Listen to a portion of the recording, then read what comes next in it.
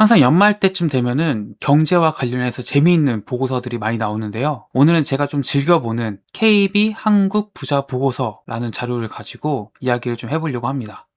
연말이 되면은 KB에서 이 한국 부자들을 가지고 조사를 하고 연구를 해서 부의 이동이 어떻게 일어나고 있는지, 부자들이 현재 얼마나 되고 어떤 자산에 투자하고 있는지 이런 것들을 좀 잘 쉽게 알려주고 있거든요. 그래서 2025 KB 한국 부자 보고서를 가지고 제가 좀 여러분들한테 유의미할 수 있는 부분들을 좀 말씀드리도록 하겠습니다. 오늘 주제는요, 한국 부자, 부의 이동이 일어났다라는 이야기입니다. 먼저 부자에 대해서 좀 얘기를 해봐야겠죠? 부자, 과연 어떤 사람이 부자일까요? 아마 사람마다 생각이 다 다를 겁니다. 근데 이 기준이 정확히 서지 않으면은 이게 보고서 자체가 성립이 되지 않거든요. 그래서 어떠한 기준을 가지고 이제 조사를 하는데 KB에서는요, 금융자산을 10억 이상 가지고 있는 사람을 기준으로 했습니다. 금융자산을 10억 가지고 있다면은 이 금융자산만큼이나 금융자산이 아닌 비금융자산도 많을 거라고 추정해서 이 금융자산으로 기준을 잡고 부자에 대한 정의를 하고 그 사람들 대상으로 이제 조사를 한 것이죠. 그래서 금융자산 10억 원 이상을 가진 사람들 조사해 보니까 일단은 숫자가 늘었습니다. 2011년에는요, 이 금융자산 10억 원 이상을 가진 사람들이 우리나라에 13만 명 정도 있었다고 합니다. 그런데 2025년이 이제 되니까 47만 6천 명이 되었다고 합니다. 이 숫자만 보더라도 4년 사이에 거의 3배가 넘는, 거의 4배에 육박하는 수가 되었죠. 이 KB에서는 어떻게 이걸 얘기하고 있느냐, 구조적으로 늘었다라고 표현하고 있습니다. 즉, 단순히 부자의 숫자가 늘어난 것이 아니라 부자라는 집단 자체가 이제 커졌다라는 거예요. 이제 그 그래프를 보니까 참 재밌는 게, 경제가 우리가 어렵다 하잖아요.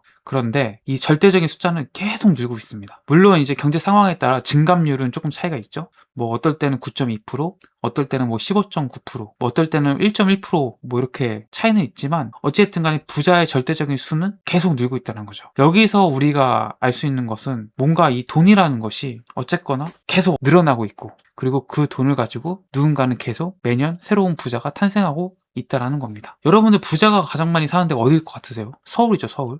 맞습니다. 서울이 일단은 부자들이 가장 많은 동네이긴 합니다. 그런데 여기에 변화가 생겼다는 거예요. 2012년 이후에 한국 부자의 70%가 수도권에 거주하고 있는데요. 이 수도권을 조금 더 구체적으로 들어가 보니까 최근에 어떤 변화가 일어나느냐, 경기도 비중은 늘어났고 서울은 줄어들었다는 겁니다. 2012년에 이제 서울에 사는 부자의 비중이 47.9%라고 해요. 그런데 2024년에 보니까 서울에 사는 부자가 43.7%로 줄었죠, 비중이. 그리고 경기도에는 22.5%, 인천에는 3.1%로 구성되어 있다고 합니다. 서울이 여전히 1등이긴 한데 서울의 비중이 2012년 47.9%에서 2025년 43.7%로 하락했다라는 게 이 보고서의 주된 메시지가 되겠습니다. 수도권에 부자가 많이 사는 것은 여전히 맞는 얘기지만, 하지만 서울에 사는 부자는 줄어들었다. 그리고 경기도에 사는 부자가 늘어났다. 이 변화가 참 재밌는 변화로 보여지는데요. 이 보고서에서 이걸 어떻게 표현했느냐?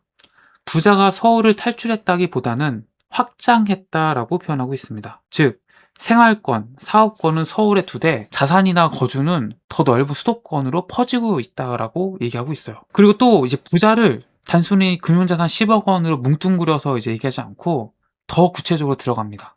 부자를 또 세 단계로 나눠서 본 건데요. 금융자산을 10억에서 100억 가진 사람을 자산가, 금융자산을 100억에서 300억 가진 사람을 고자산가, 그리고 금융자산을 300억 이상 가진 사람을 초고자산가라고 분류해서 이 세 부류로 나눠서 이제 살펴보니까요, 또 재미있는 얘기가 또 나오기 시작했습니다. 2020년에는요, 자산가가 32만 4천 명, 고자산가가 2만 4천 명, 초고자산가가 6천 명 있었다고 합니다. 그런데 불과 5년 만에 어떤 변화가 일어나느냐, 2025년에는 자산가가 43만 2천 명, 고자산가가 3만 2천 명, 그리고 초고자산가가 1만 2천 명으로 이렇게 늘어났다는 거죠. 근데 여기서 봐야 될 것은 초고자산가입니다. 초고자산가가 2020년에는 1.8%였는데 이제 2025년에는 2.5%로 비중이 늘어났거든요. 이것을 연으로 성장률을 계산해 보니까 연 12%씩 성장한 거라는 거죠. 즉, 연 12%씩. 이 얘기는 뭐냐? 자산가와 고자산가가 늘어나는 속도보다 초고자산가가 늘어나는 비중이 훨씬 더 빠르게 일어나고 있다는 겁니다. 이것을 쉽게 얘기하면은 시장이 양극화되고 있다는 거예요. 부동산에 대한 데이터도 굉장히 흥미로운데요. 이 금융자산보다 더 빨리 부동산의 자산 증가가 일어나고 있더라라는 겁니다. 한국은 역시 좀 부자가 되려면 부동산이라는 인식이 강한데 그것을 다시 한번 확인하는 그런 데이터가 아닌가 싶습니다. 19년에 이제 부동산 자산을 보면은 1641조였습니다. 근데 2025년에는 2971조가 됩니다. 근데 여기서도 이제 또 뜯어보니까 2020년에는 자산가가 가지고 있는 부동산이 976조, 그리고 초고자산가가 가지고 있는 부동산은 759조였는데 2025년에 보니까 자산가가 가지고 있는 이제 부동산의 금액이 1493조, 초고자산가의 부동산의 자산을 보니 1478조였다는 거죠. 보시면은 거의 2025년에 들어서니까 5대5의 비중으로까지 올라오고 있죠. 그러니까 이제 부동산의 그 자산 속도가 굉장히 빠르고 또 초고자산가들의 부의 증식의 상당수가 부동산을 통해서 이루어지고 있다는 것도 생각해 볼 수 있는 거죠. 그 다음에 이제 부동산을 많이 갖고 있다는 것은 우리가 어느 정도 예측할 수 있는데요. 이 부자들의 포트폴리오에 대해서도 나와 있습니다. 이 보고서에. 대체 부자들은 자신들의 자산을 어떤 비중으로, 어떤 자산에 나눠서 가지고 있을까? 자세히 들여다봤더니 최근에 의미 있는 변화가 있다는 거죠. 총 자산 중에 부동산의 비중은 줄고 기타 자산의 비중이 늘었다는 겁니다. 여기 보시면요. 위에 있는 그래프가 부동산의 비중을 나타내는 거고요. 아래에 있는 그래프가 이제 금융자산을 나타내는 그래프인데요. 2011년을 볼게요. 11년에 부동산의 비중이 58.1%, 그리고 금융자산이 36.9%였단 말이죠. 근데 2025년에 가서 보니까 부동산의 이제 비중은 54.8%로 2011년에 비해서 한 4% 정도, 3, 4% 정도가 줄었고, 금융자산을 보면은 오히려 0.2%가 늘었죠. 즉, 금융자산은 거의 비중이 그대로인데, 부동산 그 자산의 비중은 줄어들었다. 그 얘기는 이 줄어든 비중만큼 어떤 자산이 늘어났다는 것을 의미하잖아요. 그게 바로 이제 기타 자산이라는 겁니다. 그럼 기타 자산에는 대체 무엇이 있느냐? 뭐 금, 보석, 뭐 회원권, 자동차, 요트, 예술품, 디지털 자산, 뭐 이 안에서도 기타 등등이 있는데요. 저는 여기서 어떤 걸 좀 주의 깊게 봤냐면은 21년부터 좀 보시면 좋을 것 같아요. 2021년부터 갑자기 뭔가 새로운 게 생기잖아요. 2020년까지는 0이었던 부분이, 그러니까 그래프에 나타나 있지 않던 부분이 2021년부터는 뭔가 생기기 시작했는데, 그걸 보면요. 디지털 자산이라는 비중이 커지고 있습니다. 2021년에 2.7% 정도 이제 디지털 자산이 차지하고 있었는데 15년에 가니까 4.7%까지 늘어나게 됩니다. 그러니까 이제 부자들이 기타 자산, 뭐 이 중에서 디지털 자산을 막 투자하기 시작했다, 뭐 이런 의미보다는 전통적으로 부동산 자산과 금융 자산 이 두 가지에 보통 투자가 돼 있었는데 최근 들어서 이 부의 포트폴리오, 부자들의 포트폴리오에 디지털 자산이라고 하는 게 편입되기 시작했다. 제가 뭐 생각하기에는 아마 코인이 아닐까 싶은데요. 이 코인에 투자하는 이제 부자들이 서서히 늘어나서 현금과 금융자산 그리고 부동산 자산으로 가지고 있던 것을 코인 등에 투자하고 있는 것이 아닌가, 이런 생각을 해봅니다. 그래서 오늘 제가 좀 이야기를 정리해보면은, 첫 번째, 부자의 수가 일단 늘었다. 15년간 3배로 커졌다라고 얘기하고 있고요. 두 번째, 부자의 비중을 보니 서울에서만 이제 살던 그런 부자의 비중이 서울은 오히려 줄어들고 경기도는 느는 그런 재미있는 데이터가 나타났다. 그리고 세 번째, 2020년 이후 300억 이상의 초고자산가의 비중이 빠르게 늘어나고 있다. 그리고 네 번째, 부동산의 비중이 줄고 자산이 다변화되기 시작했다. 그래서 오늘은 이제 2025 한국 부자 보고서라는 이제 자료를 가지고 한국 부자들이 어떻게 변화하고 있고 어떻게 투자하고 있고 어떻게 부의 포트폴리오 가지고 있는지에 대해 얘기해봤는데요. 이런 거가 돈이 없는 우리에게 뭐 어떤 의미가 있냐, 뭐 이렇게 생각하실 수 있겠지만, 저는 이 부의 변화에 굉장히 민감한 사람이 부자들이고, 이 부의 변화를 잘 캐치하면은 그 부를 잡을 수 있는 기회를 엿볼 수 있다고 생각합니다. 그래서 과거처럼 무조건 뭐 부동산 투자 이렇게 자산이 쏠리거나 혹은 서울 뭐 이렇게 다 몰려 사는 것이 아니라, 이제는 부자들의 부가 굉장히 퍼지고 있다. 다양한 자산으로. 그리고 그 커지고 있는 비중 중 하나가 디지털 자산이다. 그 디지털 자산의 좀 변화에 대해서 눈여겨볼 필요가 있지 않나 싶고, 그리고 한 가지 더, 부자들은 경제가 어려우나 좋으나 늘 계속 늘고 있다라는 겁니다. 그 이야기는 뭘까요? 그것은 언제 어디서든 부자는 계속 생겨나고 있고, 어려워도 경제가 좋아도 부자들은 계속 늘어나고 있다. 그게 저희들에게 시사하는 바는 우리들에게도 부의 기회는 열려 있다라는 메시지가 아닐까 싶습니다. 오늘 이야기 잘 들어주셔서 감사하고요. 도움이 되셨다면 구독과 좋아요 눌러주시면 감사하겠습니다. 고맙습니다. 여러분, 부자들한테 투자자라는 비결이 뭐냐고 물어보면 의외로 대답이 굉장히 단순합니다. 뭐 공부해라, 뭐 원칙을 지키는 거다, 또 욕심을 부리지 마라, 뭐 이런 뻔한 얘기들을 많이 합니다. 근데 오늘은 이런 부자들이 하는 뻔한 얘기들을 숫자로 증명한 자료를 가지고 왔습니다. 바로 2025 KB 한국 부자 보고서입니다. 이 부자 보고서를 통해서 뭐 해외, 뭐 서양이 아닌 한국의 부자들은 과연 미래의 부자들한테 어떤 조언을 해주고 있는지 오늘 그 이야기를 해보도록 하겠습니다. 지난번에 제가 KB 한국 부자 보고서 가지고 한번 정리한 영상을 올렸었죠. 거기에 이제 후속편으로 보시면 되겠습니다. 제가 이 보고서를 읽어보니까요. 이 보고서에서 성공적인 자산 관리를 위해 가장 중요한 게 뭡니까? 라고 이제 한국의 부자들한테 물었습니다. 그랬더니 1위가 뭐였냐면요. 굉장히 놀랍게도 지속적인 금융 지식 습득이었습니다. 사실 요즘에는 지식을 습득하기가 굉장히 좋아졌죠. 뭐 유튜브, 뭐 책, 뭐 다양한 뭐 글, 뭐 매체들이 있어서 정말 누구나 정말 손쉽게 좋은 정보들을 얻을 수 있게 되었습니다. 그 얘기는 뭐죠? 부자들이 말하는 부자가 되는 가장 중요한 것 중 한 가지인 정보, 누구에게나 열려있기 때문에 누구나 그만큼 부자 되기가 쉬운 세상이 됐다고도 말할 수 있겠습니다. 재밌는 거는요, 자산 규모에 따라서 이 부자들의 부의 지혜가 완전히 달라진다는 거예요. 제가 오늘 이 얘기를 꼭 드리고 싶어서 이걸 준비했는데요. 자산 50억 미만, 그리고 50억에서 100억 사이, 그리고 100억 이상, 이 세 단계로 나눠서 KB 부자 보고서에서 조사를 했습니다. 인터뷰를 한 거죠. 그랬더니 놀랍게도 이 성공적 자산 관리를 위한 지혜에 대해서 조언들이 각 재산의 구간마다 서로 다른 조언을 했다라는 겁니다. 그래서 하나하나 살펴보면요. 일단 자산 50억 미만 부자들은 어떤 얘기를 했냐. 1순위로 위험 관리를 위한 분산 투자를 꼽았습니다. 그리고 명확한 투자 원칙과 기준 설정을 꼽았습니다. 동률로 해가지고 이게 두 가지가 1등이고요. 그리고 세 번째가 꾸준히 저축하고 투자하는 습관을 꼽았습니다. 10억에서 100억 사이의 부자들은요. 1순위로 시장을 보는 안목과 통찰력 구비를 꼽았고요. 2순위는 지속적인 금융지식 습득을 꼽았습니다. 그리고 세 번째는 위기 상황을 자산의 축적 기회로 삼는 안목을 꼽았습니다. 그리고 마지막 100억 이상의 부자들은요. 1순위로 지속적인 금융지식의 습득을 꼽았고요. 그리고 2순위로 일관된 투자 태도 유지, 그리고 세 번째로 시장을 보는 안목과 통찰력 구비를 꼽았습니다. 저는 이제 이것을 보면서 대체 50억 미만의 부자들과 50억에서 100억 사이의 부자들과 100억 이상의 부자들은 어떤 차이가 있길래 이런 부에 대한 조언이 서로 달라질까라고 고민해봤는데요. 제가 생각하기에는 이런 것 같아요. 일단 50억 미만의 부자들은요, 물론 엄청난 돈이긴 하지만 이게 한 번 깨지면은 순식간에 자산이 날아갈 수 있다는 생각을 하는 것 같아요.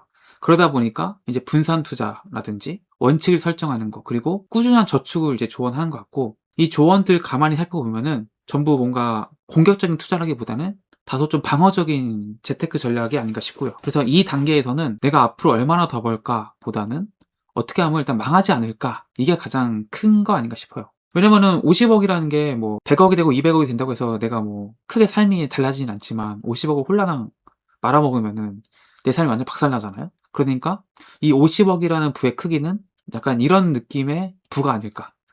이거 있으면 내가 편안히 앞으로 먹고 살 수 있어. 근데 이거 잘못 투자 날려버리면은 나 진짜 날아간다.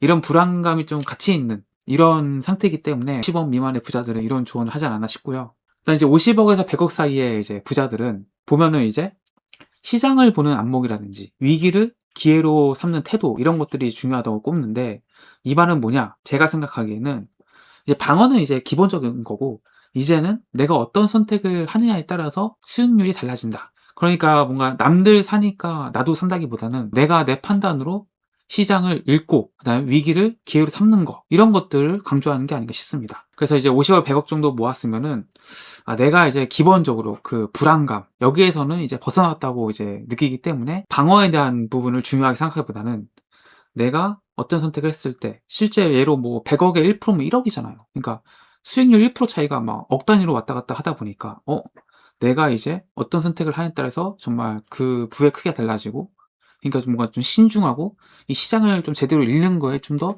집중하게 되는 거 아닌가, 그런 생각을 해봅니다. 그리고 이제 100억 이상의 이제 부자들, 이 부자들은요, 다시 이제 1순위가 그 지속적인 금융 지식이 나오잖아요. 그리고 상위권에 있는 것 중에 있는 게 일관된 투자 태도, 뭐 이런 것들이 있는데 100억 이상의 부자들은 이런 생각인 것 같아요. 내가 어떤 투자를 했을 때 이게 잘못해서 틀릴 수는 있다. 하지만 휘둘리면 안 된다. 이런 생각이 있는 것 같아요. 투자도 많이 했기 때문에 부자가 됐겠죠? 100억 이상의 자산을 모으기 위해서는. 그래서 이제 뭐 진짜 시장이라는 게 예측 불가하고 내가 생각한 게 모두 다 맞지 않는구나. 이것을 이제 충분히 습득을 하고 학습이 된 상태라 보고 여기서 이제 틀릴 수는 있다. 이거는 이제 자연스럽게 인정하게 된 거예요. 하지만 내 투자에 대한 철학이나 판단이 흔들리게 되면은 이게 가장 큰 위기다라고 보는 것 같아요. 그래서 뭔가 시장을 예측하기보다는 프로세스라든지 시스템이라든지 반복 가능한 뭔가 투자 방식 이런 것들을 중요하게 생각하는 거 아닌가 그런 생각을 해봅니다. 이 투자 보고서에 또 재밌는 게 이제 실제 인터뷰한 내용들을 이제 갖고 왔는데요. 그대로 이제 글을 실어줬는데 뭐 주요된 걸 읽어보면은 60대 여성 금융자산 20억이 있는 이 여성은 지금까지 투자해보니 너무 욕심내지 말고 수익은 20% 손실은 10%까지는 넘어가자 이런 얘기를 해줬고요. 또 60대 남성 금융자산 70억을 가진 사람은 수익을 1에서 10으로 나눈다면 9에서 10은 절대 선택하지 말고 중간인 4에서 5를 선택하자. 세상에 공짜는 부모님을 빼고 없다고 주변에도 이야기합니다. 그러니까 이제 70억 정도 되니까 이제 양극단에 너무 극단적인 선택을 하기보다는 중간쯤에서 이제 너무 리스크를 지지도 않고 너무 그렇다고 이제 안정적인 것만 추구하지 않는 그런 태도를 보이고 있죠. 그리고 50대 남성, 금융자산 30억을 가진 이 50대 남성 같은 경우에는 혹시나 모르는 투자를 해야 한다면 정말 잘 알아보고 해야 해요. 손실이 났을 때 투자의 칼자루를 본인이 쥐고 흔들 수 있어야 해요. 이런 얘기를 했고요. 또 금융자산 10억을 가진 40대 남성은 내가 잘할 수 있는 것, 내가 잘 아는 것에만 집중을 해야지 누가 한다고 해서 분위기에 휩쓸려 따라 투자하는 건 좋지 않아요. 이런 얘기를 했고요. 금융자산 70억을 가진 60대 남성은 달걀은 나눠 담아야지 모두 한 바구니에 담으면 안 돼요. 만약 한 군데 많은 돈을 투자에 물리게 되면 어떻게 할 수가 없어요. 70억을 모으면서 본인이 경험한 걸 토대로 해서 분산 투자의 중요성을 말씀하시고 있고 금융자산 30억을 가진 50대 남성 같은 경우에는 책을 읽다 보면 포트폴리오 구성할 때 달걀을 한 바구니에 담지 말라는 중요한 교훈을 강조하잖아요. 그래서 금융 투자를 하지만 부동산 투자까지 분산 투자를 하고 있는 거죠. 이런 얘기를 하고 있습니다. 그리고 이제 금융자산 10억 원을 가진 40대 여성 어느 정도 돈이 모이면 공부를 해서 공격적 투자를 해보자. 그리고 금융자산 20억을 가진 60대 여성 같은 경우에는 경제의 흐름과 트렌드를 잘 봐야 할 것 같다. 공부를 좀 열심히 해서 공격적으로 투자를 해도 된다. 이런 얘기를 했습니다. 다음은 이제 지금 이 보고서에서 인터뷰를 한 사람들 현재의 부자잖아요. 이 현재의 부자들한테 이제 미래의 부자들한테 해줄 조언이 있냐 이걸 이제 물어봅니다. 그랬더니 어떤 얘기를 해줬냐. 1위가 장기 투자 전략을 세울 것, 그리고 2위가 무리한 욕심을 내지 말 것이라고 했습니다. 그러니까 이걸 보면은 부자들은 단기간에 뭔가 막 성과를 내려고 하거나 뭔가 무리하게 투자하는 것을 별로 좋아하지 않는구나. 이거를 좀 느낄 수 있고 오히려 또 부자가 또 해주고 싶은 말은 부자는 속도가 아니라 시간이 필요하다라는 얘기를 해주는 것 같습니다. 그래서 이것도 또 제가 50억 미만과 50억에서 100억 미만과 100억 이상으로 또 구분을 해서 이 자산 규모별로 이 부자에 대한 조언이 부에 대한 조언이 어떻게 달라지는가를 한번 살펴봤습니다. 봤더니 50억 미만에서는 1순위가 장기 투자 전략을 세울 것, 그리고 2순위가 무리한 욕심을 내지 말 것, 분산 투자할 것 이것을 꼽았고 10억에서 100억 미만의 부자들은 1순위가 남들과 비교하지 말 것, 그리고 2순위가 무리한 욕심을 내지 말 것, 3순위가 자기 판단에 따른 투자를 할 것 이것을 했고요. 그리고 100억 이상의 부자들은 1순위가 투자 감각을 기를 것, 건강관리를 철저히 할 것 이것을 꼽았고요. 2순위가 많은데 장기 투자 전략을 세울 것, 무리한 욕심을 내지 말 것, 투자를 직접 실행할 것, 인간관계를 소중히 할 것, 투자를 빨리 시작할 것 이런 것들을 뽑았습니다. 그래서 이것도 제가 좀 고민해봤어요. 대체 어떤 차이가 있길래 이렇게 자산 규모에 따라서 투자 조언이 달라질까? 이들의 입장에서 한번 생각해보면은 50억 미만은 장기 투자하는 거 그리고 욕심 분산하라는 게 핵심인 것 같거든요. 이거는 이제 50억 미만은 한 번 깨지면은 다시 부를 그만큼 형성하는 게 어렵기 때문에 이런 조언을 하지 않았을까 생각을 해봤고요. 10억에서 100억 미만의 부자들은 멘탈이라든지 뭔가 비교 심리 그리고 실행력 이런 것들을 강조했는데 이것은 내가 뭘 알고 있느냐 이것보다는 내 흔들리지 않은 철학, 내 흔들리지 않은 선택이 중요하다. 그러니까 뭐가 좋다고 해서 이것을 선택하고 저게 좋다고 해서 저걸 선택하는 것이 아니라 내 확고한 투자 철학을 바탕으로 투자를 하는 것을 더 중요하게 생각한다. 라는 것을 느낄 수 있었습니다. 100억 이상은 이제 돈의 크기가 커지면 커질수록 뭔가 감각이라든지 투자에 대한 감각이라든지 건강을 이제 중요시하는 것을 볼 수 있는데 이것은 제가 보기에는 100억 이상이 되려면 아무래도 시간이 많이 필요하잖아요. 뭐 20대에 100억 뭐 쉽지 않잖아요. 대부분의 100억 이상의 부자들은 나이가 많다는 것을 우리가 생각해 볼 수 있죠. 그런 측면에서 봤을 때 건강이 이제 이렇게 새롭게 떠오르게 된 원인이 아닌가 싶고 그리고 사실은 이 감각이라는 거, 이 판단력이라는 것은 신체적 건강에 굉장히 그 기반을 두고 있기 때문에 건강이 무너지면 감각이 무뎌질 수밖에 없잖아요. 이런 생각을 해봅니다. 또 실질적으로 구체적인 그 조언을 제가 가져왔는데, 한국 부자가 미래의 부자들에게 전하는 자산관리 팁, 제가 구체적으로 한번 읽어드리면은, 금융자산 10억 원 있는 40대 남성 같은 경우에는 욜로나 현재를 즐기기보다 그 돈을 아껴 1억만 모아도 자산을 불릴 수 있는 것들이 조금씩 생겨요. 1억을 2억으로 만드는 시간보다 2억을 4억으로 만드는 시간이 짧아요. 5억만 돼도 10억 만드는 게 훨씬 더 줄어들어요. 그러니 월급을 쉽게 쓰기보다는 아껴야 해요. 굉장히 그 자산관리의 중요성, 그 종잣돈 1억의 중요성, 이것을 말씀을 하고 있는 것 같고, 실제로 이분이 40대에 금융자산 10억인데, 이분이 제가 보기에는 제 예상입니다만 30대 뭐 중반 정도까지 1억을 모으시고 그 10억까지 달성하는 데 있어서 이 경험들을 직접 해보시고 이런 조언을 해주시는 것 같아요. 아, 이게 같은 절대적인 액수 1억이 아니라 부의 증가 속도가 점점 빨라지는구나, 이걸 느낀 거 아닌가 싶고, 50대 남성, 30억 원의 금융자산을 가진 50대 남성 같은 경우에는 돈을 벌려면 자기 몸이 힘들어야 해요. 그리고 금을 사야 해요. 자기 마음대로 자산을 현금화할 수 있는 게 금이에요. 주식이나 부동산은 기다려야 하고 대출은 은행 것이니 언제든 팔아서 현금화할 수 있는 금을 사야 해요. 이분은 금을 통해서 굉장히 높은 수익을 보시지 않았나, 이 생각을 해봅니다. 금을 굉장히 좋아하시는 분이고, 금융자산이 70억 있는 60대 남성 같은 경우에 보면은 두 가지 약속만 지키면 훌륭한 사람이 될 수 있어요. 첫째는 시간 약속이고, 둘째는 돈 약속이에요. 어느 책에서 보니 부자치고 시간 약속 안 지키는 사람 없다고 해요. 그리고 돈은 가족 간에도 빌려주고 받는 약속을 잘 지켜야 해요. 그래서 약간 나이가 있으셔서인지는 모르겠으나 굉장히 삶의 원칙적인 얘기를 해주셨고, 금융자산 10억인 40대 여성 같은 경우에는 이런 말씀 하셨습니다. 티끌은 모아도 티끌인 것 같지만 그 티끌로 뭐라도 해보고 기본적인 생활도 바꿔볼 필요가 있어요. 무조건 절약하기보다 어느 정도 투자할 수 있을 만큼 돈이 생길 때까지 노력하는 것이 필요하다고 생각해요. 예전보다 투자할 수 있는 것도 많아져서 요즘 청년들은 정말 좋겠다는 생각이 들어요. 이분도 굉장히 그 재테크 돈을 아끼고 또 불리는 작업을 통해서 금융자산 10억을 모으신 분이 아닌가 싶고요. 티끌 같지만 이것이 모으면 태산이 된다, 이런 말씀을 하시는 것 같습니다. 금융자산 20억을 가진 60대 여성 같은 경우에는 얼마를 가졌든 있는 자산을 잘 지키는 게 중요한 것 같아요. PB 추천으로 상품을 가입하고 수익 손실을 봐도 결정은 본인이 하는 거니까 주체적으로 자신을 지켜야 한다고 생각해요. 60대 여성, 10억 원의 금융자산을 가진 60대 여성 같은 경우에는 이런 얘기를 했습니다. 성실하게 허황된 것을 쫓지 말고 월급이 사람마다 다른 것처럼 분수에 맞게 살았으면 좋겠어요. 아낄 것은 아끼고 형편에 따라 소비하고, 저축은 당연히 누구나 할 수 있잖아요. 집값도 비싼데 명품 입고 외제차 타고 다니는 거 보면 이해가 안 돼요. 그래서 분수에 맞게, 내가 1억밖에 없는데 뭐 명품 사고 뭐 이러지 말고 그 돈을 더 재테크하고 일단 불려서 충분한 부를 갖춘 다음에, 그 다음에 내가 하고 싶은 거, 그 부에 맞는 소비를 하라고 이제 엄마의 마음으로 조언을 해주시지 않았나, 이런 생각이 듭니다. 그래서 제가 이제 2025 한국 부자 보고서를 보면서 이제 느낀 게 있다면은, 이 부자들이 결과적으로는 다 자기만의 뭔가 방식으로 부자가 되었을 테고 그 부를 계속 불려나가는 상황인 건데, 한국 부자들의 조언을 봤을 때는 일단 지속적인 공부, 정보 습득, 이것이 굉장히 중요하고, 또 부안해동하지 않고 흔들리지 않고 내 확고한 투자처를 가지고 있는 것이 이 부자가 되는 공통점이 아닌가, 이런 생각이 들었습니다. 그리고 과감히 이렇게 공부와 투자처가 확립되었다면은 이제 내 생각대로 투자를 실행해서 이제 정말 투자의 그 수익을 거두어야만이 진짜 그 금융자산을 많이 가진 부자가 되는 거 아닌가, 이런 생각을 해봅니다. 그래서 2025 한국 부자 보고서를 가지고 이제 얘기를 해봤는데요. 사람들이 다 궁금해하죠. 아, 나는 언제쯤 부자가 될 수 있을까? 근데 부자들의 대답은 의외로 이제 이런 것 같아요. 부자가 되는 순간 그거는 뭐 아무도 알 수가 없다. 하지만 부자가 될 준비가 되어 있으면은 그 기회를 잡을 수 있고 그것을 이제 통해서 내 부를 성장시킬 수 있다, 이런 생각은 드는 것 같습니다. 그래서 오늘 이렇게 얘기해봤고요. 오늘 영상 봐주셔서 감사하고, 도움이 되셨다면 구독과 좋아요 부탁드립니다. 고맙습니다.